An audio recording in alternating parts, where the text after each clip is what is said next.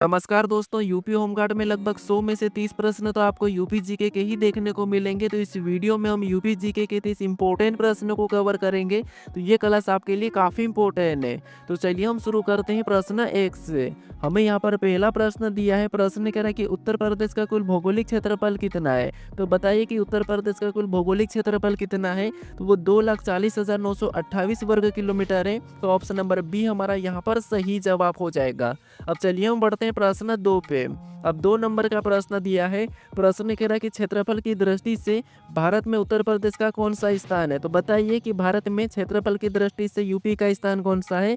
तो वो चौथा स्थान है। तो ऑप्शन नंबर डी हमारा यहाँ पर सही जवाब हो जाएगा कि क्षेत्रफल की दृष्टि से भारत में यूपी का चौथा स्थान है। अब चलिए हम बढ़ते हैं प्रश्न 3 पे।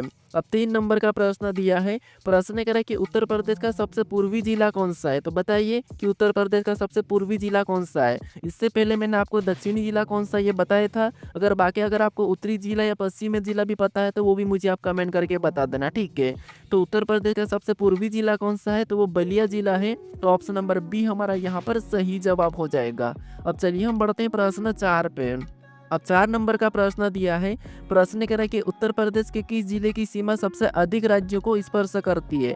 तो उत्तर प्रदेश के किस जिले की सीमा सबसे अधिक राज्यों को स्पर्श करती है। तो ये सोनभद्र जिला जो सबसे अधिक राज्यों को स्पर्श करता है। तो ऑप्शन नंबर सी हमारा यहाँ पर सही जवाब हो जाएगा।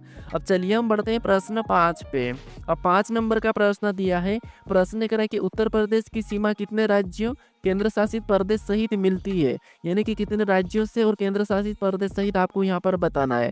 तो उत्तर प्रदेश की जो सीमा है वो तो आपको पता होगा कि 8 राज्यों से मिलती है। बाकी केंद्र शासित प्रदेश कितने हैं तो वो एक ही है, दिल्ली है। तो यहाँ पर हम क्या करेंगे, एक को प्लस करके यहाँ पर बराबर 9 बताएंगे, ठीक है। तो कितने में से लगती है केंद्र शासित प्रदेश सहित, तो 9। तो ऑप्शन नंबर सी हमारा यहाँ पर सही जवाब हो जाएगा। अब चलिए हम बढ़ते हैं प्रश्न 6 पे। अब 6 नंबर का प्रश्न दिया है। प्रश्न कह रहा है कि उत्तर प्रदेश का कौन सा जिला तीनों ओर से मध्य प्रदेश से घिरा हुआ है। तो बताइए कि यूपी का कौन सा जिला जो है कि मध्य प्रदेश से तीनों ओर से घिरा हुआ है, ये आपको बताना है। तो बताइए कौन सा जिला जो है मध्य प्रदेश से तीनों ओर से घिरा हुआ है यूपी का। तो वो ललितपुर है। तो ऑप्शन नंबर सी हमारा यहाँ पर सही जवाब हो जाएगा, ललितपुर, जो कि मध्य प्रदेश के तीनों ओर से घिरा हुआ है। अब चलिए हम बढ़ते हैं प्रश्न 7 पे। अब 7 नंबर का प्रश्न दिया है। प्रश्न कह रहा है कि गंगा नदी उत्तर प्रदेश के किस जिले से प्रवेश करती है। जब गंगा नदी आती है तो जो उत्तर प्रदेश में प्रवेश करती है तो वो किस जिले में प्रवेश करती है, ये आपको बताना है। तो बताइए गंगा नदी उत्तर प्रदेश के किस जिले में प्रवेश करती है। तो वो बिजनौर जिले में प्रवेश करती है। तो ऑप्शन नंबर बी हमारा यहाँ पर सही जवाब हो जाएगा, बिजनौर। अब चलिए हम बढ़ते हैं प्रश्न 8 पे। अब 8 नंबर का प्रश्न दिया है।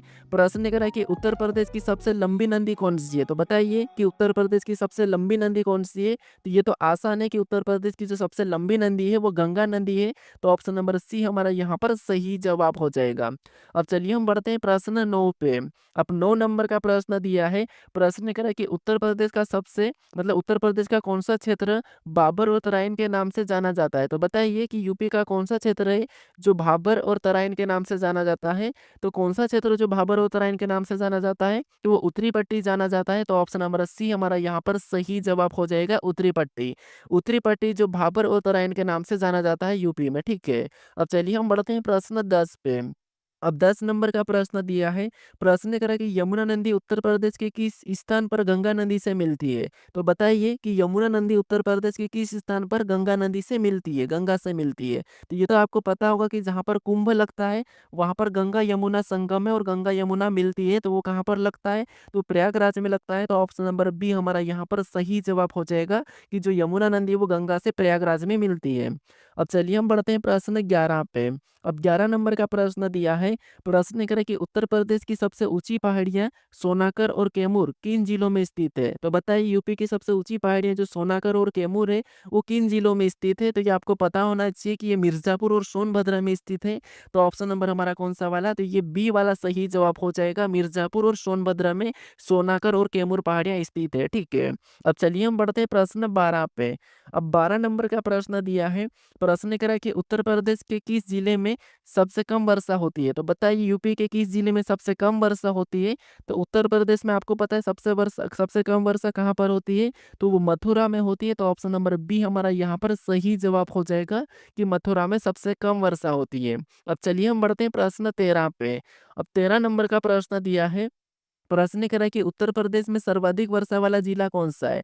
अभी सबसे कम वर्षा कहाँ पर होती है उत्तर प्रदेश में? तो वो मथुरा में होती है, लेकिन सबसे अधिक वर्षा कहाँ पर होती है? ये हमें प्रश्न पूछा है। तो बताइए कि उत्तर प्रदेश में सर्वाधिक वर्षा वाला जिला कौन-सा है? तो वो आपको पता होना चाहिए कौन-सा जिला है। तो वो जिला हमारा गोरखपुर है, तो ऑप्शन नंबर सी यहाँ पर सही जवाब हो जाएगा। गोरखपुर में सबसे अधिक वर्षा होती है। अब चलिए हम बढ़ते हैं प्रश्न 14 पे। अब 14 नंबर का प्रश्न दिया है। प्रश्न कह रहा है कि गोमती नदी का उद्गम स्थल उत्तर प्रदेश के किस जिले में है? यानी कि गोमती नदी का जो उद्गम स्थल है, ये उत्तर प्रदेश के किस जिले में है, ये आपको बताना है। तो बताइए किस जिले में है? तो ये पीलीभीत में है, तो ऑप्शन नंबर ए यहाँ पर सही जवाब हो जाएगा पीलीभीत। यानी गोमती नदी का जो उद्गम स्थल है किस जिले में? तो पीलीभीत जिले में है। अब चलिए हम बढ़ते हैं प्रश्न 15 पे। अब 15 नंबर का प्रश्न दिया है। प्रश्न कह रहा है कि हथिनीकुंड बैराज किस नदी पर स्थित है? तो बताइए कि हथिनीकुंड बैराज है वो किस नदी पर स्थित है, ये आपको बताना है। जो हथिनीकुंड बैराज है, ये किस नदी पर स्थित है? तो ये जो हमारा यमुना नदी पर स्थित है, तो ऑप्शन नंबर बी यहाँ पर सही जवाब हो जाएगा यमुना। अब चलिए हम बढ़ते हैं प्रश्न 16 पे। अब 16 नंबर का प्रश्न दिया है। प्रश्न कह रहा है कि उत्तर प्रदेश का सबसे पश्चिमी जिला कौन-सा है? अभी मैंने आपको कौन-सा बताया था? पूर्वी जिला बताया था। बाकी मैंने आपको कमेंट करने के लिए कहा था कि दक्षिणी जिला कौन-सा है? तो मैं बता देता हूँ कि जो दक्षिणा जिला है, दक्षिणी जिला कौन-सा है? तो वो सोनभद्र है। और पूर्वी कौन-सा है? तो बलिया है। और यहाँ पर हमें पूछा है कि उत्तर प्रदेश का सबसे पश्चिमी जिला कौन-सा है? क्योंकि आपको चारों जिले पता होना चाहिए, उत्तरी, दक्षिणी, पश्चिमी और पूर्वी, ठीक है? तो उत्तर प्रदेश का सबसे पश्चिमी जिला कौन-सा है? तो यहाँ पर आपको पता होना चाहिए कि कौन-सा है, तो वो शामली है, ठीक है? कौन-सा है? शामली है, तो ऑप्शन नंबर बी हमारा यहाँ पर सही जवाब हो जाएगा शामली। अब चलिए हम बढ़ते हैं प्रश्न 17 पे। अब 17 नंबर का प्रश्न दिया है। प्रश्न कह रहा है कि रिहंद बांध परियोजना किस जिले में स्थित है? तो बताइए रिहंद बांध परियोजना किस जिले में स्थित है? तो जो रिहंद बांध परियोजना है ये सोनभद्र में स्थित है। तो ऑप्शन नंबर सी हमारा यहाँ पर सही जवाब हो जाएगा सोनभद्र। अब चलिए हम बढ़ते हैं प्रश्न 18 पे। अब 18 नंबर का प्रश्न दिया है। प्रश्न कह रहा है कि उत्तर प्रदेश में लाल मिट्टी मुख्य रूप से कहाँ पाई जाती है? तो बताइए कि उत्तर प्रदेश में लाल मिट्टी मुख्य रूप से कहाँ पाई जाती है, ये आपको बताना है। तो बताइए कहाँ पर पाई जाती है? तो जो उत्तर प्रदेश में लाल मिट्टी मुख्य रूप से कहाँ पर पाई जाती है? तो ये मिर्ज़ापुर और झांसी में पाई जाती है। तो ऑप्शन नंबर हमारा कौन-सा वाला? यहाँ पर बी वाला सही जवाब हो जाएगा मिर्ज़ापुर, झांसी। अब चलिए हम बढ़ते हैं प्रश्न 19 पे। अब 19 नंबर का प्रश्न दिया है। प्रश्न कह रहा है कि कौन-सा जिला नेपाल के साथ सीमा साझा नहीं करता है? अब आपको बताना है कि यूपी का कौन-सा जिला है जो है कि यहाँ पर ऑप्शन में से बताना है कि नेपाल के साथ सीमा साझा नहीं करता है। तो बताइए कौन-सा जिला है जो नेपाल के साथ सीमा साझा नहीं करता है? कुशीनगर जो है नहीं करता है, तो ऑप्शन नंबर हमारा यहाँ पर सी वाला सही जवाब हो जाएगा कुशीनगर। कुशीनगर नेपाल के साथ सीमा साझा नहीं करता है। अब चलिए हम बढ़ते हैं प्रश्न 20 पे। अब 20 नंबर का प्रश्न दिया है। प्रश्न कह रहा है कि केन नदी उत्तर प्रदेश की किस नदी से आकर मिलती है? यानी जो केन नदी है उत्तर प्रदेश में किस नदी से आकर मिलती है, ये आपको बताना है। तो बताइए कि जो केन नदी है उत्तर प्रदेश में किस नदी से आकर मिलती है, ये आपको बताना है। तो किस नदी से मिलती है? तो ये यमुना नदी से मिलती है। तो ऑप्शन नंबर बी हमारा यहाँ पर सही जवाब हो जाएगा। केन नदी उत्तर प्रदेश में यमुना नदी से आकर मिलती है। अब चलिए हम बढ़ते हैं प्रश्न 21 पे। अब 21 नंबर का प्रश्न दिया है। प्रश्न कह रहा है कि उत्तर प्रदेश का बुंदेलखंड क्षेत्र किस पठार का हिस्सा है? यानी कि जो उत्तर प्रदेश का बुंदेलखंड क्षेत्र है, ये किस पठार का हिस्सा है, ये आपको बताना है। तो ये किस पठार का हिस्सा है, ये आपको बताना। तो बताइए किस पठार का हिस्सा है? जो उत्तर प्रदेश का बुंदेलखंड क्षेत्र है, ये किस पठार का हिस्सा है? तो ये प्रायद्वीपीय पठार का हिस्सा है। तो ऑप्शन नंबर सी यहाँ पर सही जवाब हो जाएगा प्रायद्वीपीय पठार। अब चलिए हम बढ़ते हैं प्रश्न 22 पे।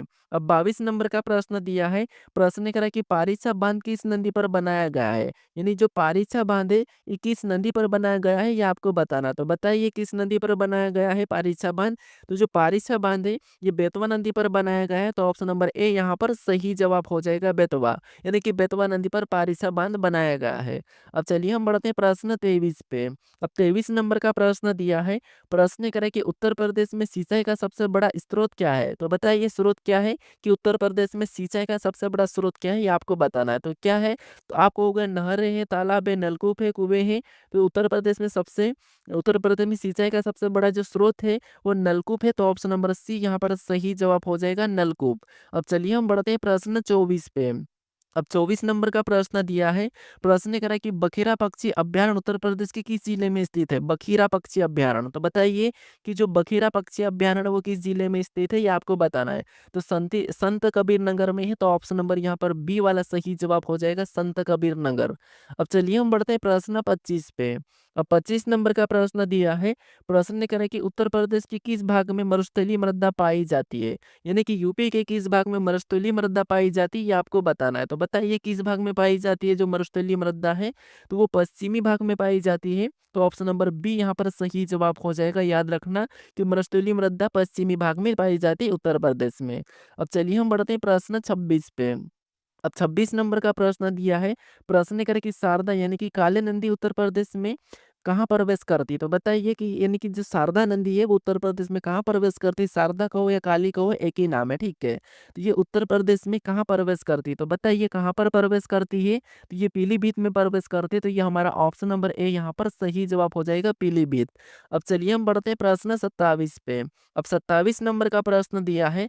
प्रश्न ये कह रहा है कि चंबल नदी उत्तर प्रदेश के किस जिले में यमुना से मिलती है? तो जो चंबल नदी है ये उत्तर प्रदेश के किस जिले में यमुना से मिलती है? तो चंबल नदी आपको पता है कि ये मध्य प्रदेश से इसका उद्गम स्थल है। ये राजस्थान होके फिर आती है यूपी में। तो यूपी में किस जिले में मिलती है? तो वो इटावा में मिलती है।